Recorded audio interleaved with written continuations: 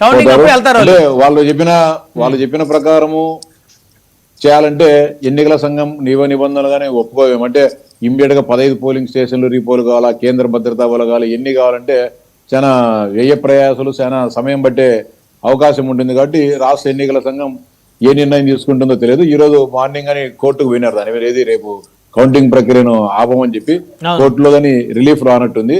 అంటే కోర్టుకు అనేక సందర్భాల్లో 4-5 పిటిషన్లు వేసినారు ఈ ఎన్నికలకు సంబంధించి. ఎక్కడ కూడా వాళ్ళకు పాజిటివ్ గా అనుకూలంగా అయితే జడ్జిమెంట్లు రాని పరిస్థితుంది.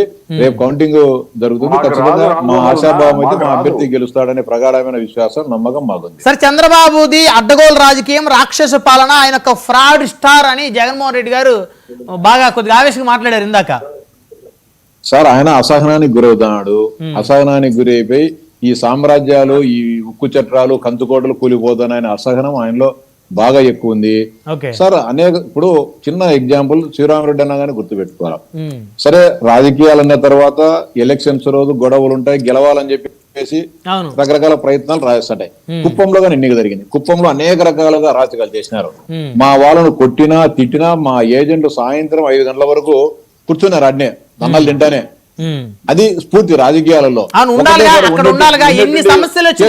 చేతులు ఎత్తేయడం నాకు అర్థం కాదు. మేంగానే అనేక సందర్భాల్లో బలహీనంగా ఉన్నా కూడా మేము కూర్చోలేని పరిస్థితి ఉంటే మా ఇంట్లో మహిళలు కానీ అనేక సందర్భాలు మేము ఏజెంట్లుగా కూర్చోబెట్టి ఎన్నికలు జరిపించినాం. సరే, ఓట్లు గెలుపోవడంలో అది సపరేట్, మేము గెలుస్తాం వాళ్ళు గెలుస్తామని ఆ ప్రక్రియలో అనేది భాగస్వామ్యం కావాలనేది ఇంపార్టెంట్. మేము కానీ ఈ గ్రామాలలో గతంలో అనేక సందర్భాల్లో ఏజెంట్లు మేము వదిలి రావడము, వాళ్ళు కొట్టి బయటికి పంపించడము. ఈవెన్ జగన్మోహన్ రెడ్డి గారి ప్రస్తుతం ఇంటి దగ్గరలోనే బాకరాపురం అని చెప్పేసి అక్కడ ఓటకు వినియోగించుకున్నాడు. 3 పోలింగ్ స్టేషన్లు ఉన్నాయి. 135, 136, 137 సార్వత్రిక ఎన్నికలప్పుడు మాకు తెలిసి ఏం జరిగేది. కానీ అక్కడ కూడా ఏజెంట్లను పెట్టకపోవడం అనేది మేము అవమానంగా భావించి సరే కొడతారా ఈడుతారా సంబంధం లేకోకుండా పోయి ఆ 3 బూతుల్లో జగన్ రెడ్డి గారి ఇంటి పక్కన కూర్చోబెట్టేది వస్తాం. స్ఫూర్తి, అది పూర్తిగా అది దాన్ని మనం పనిచేయాలి. అది గెలుస్తామా లేదా, తంతామా తన్నెత్తుకుంటామా అనేది ఎలక్షన్స్ రోజు మామూలే, 2 ఉంటాయి. అవును, కానీ ఉండాలా. ఎన్ని సమస్యలు వచ్చినా, ఎంత ప్రెజర్ వచ్చినా ఉండాల్సిందే అక్కడ. ఎంత ప్రెజర్ వచ్చినా తలది కింద పడినా కూడా ఉండాలా.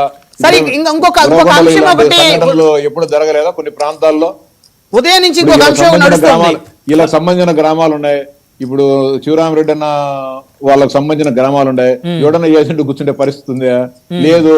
మా కేశవన్నకు సంబంధించిన కౌగుంట్ల గ్రామాల్లో కానీ ఉండరు ఏజెంట్లు. సార్, వైసీపీ అభ్యర్థి హేమంత్ రెడ్డి గారు, పులివెందుల జెడ్పీటీసీ వైసీపీ అభ్యర్థి హేమంత్ రెడ్డి గారు తన ఓటు హక్కును వినియోగించుకోవడం మర్చిపోయారు అనేటువంటిది పొద్దున్న నుంచి ఆ ప్రచారం. పోలీస్ అధికారులు కానీ పోయి రిక్వెస్ట్ చేశారు, నువ్వు రా బాబు, నువ్వు ఓటు హక్కు వినియోగించుకో, నువ్వు ఎక్కడ తిరుగుతావు తిరుగు, మేము గాల్చింటే బందోబస్తు ఏర్పాటు చేస్తామని చెప్పినారు.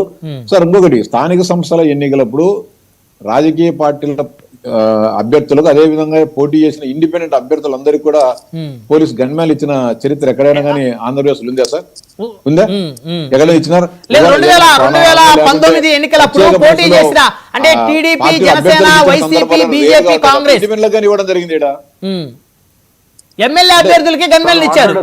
2019 ఎమ్మెల్యేలకి స్థానిక సంస్థల ఎన్నికల పోటీ స్థానిక సంస్థల కంటే చాలా తక్కువ. అసలు స్థానిక సంస్థల గన్మెన్లు ఇచ్చారు. గొప్ప విషయం, మందికి గొప్ప విషయం.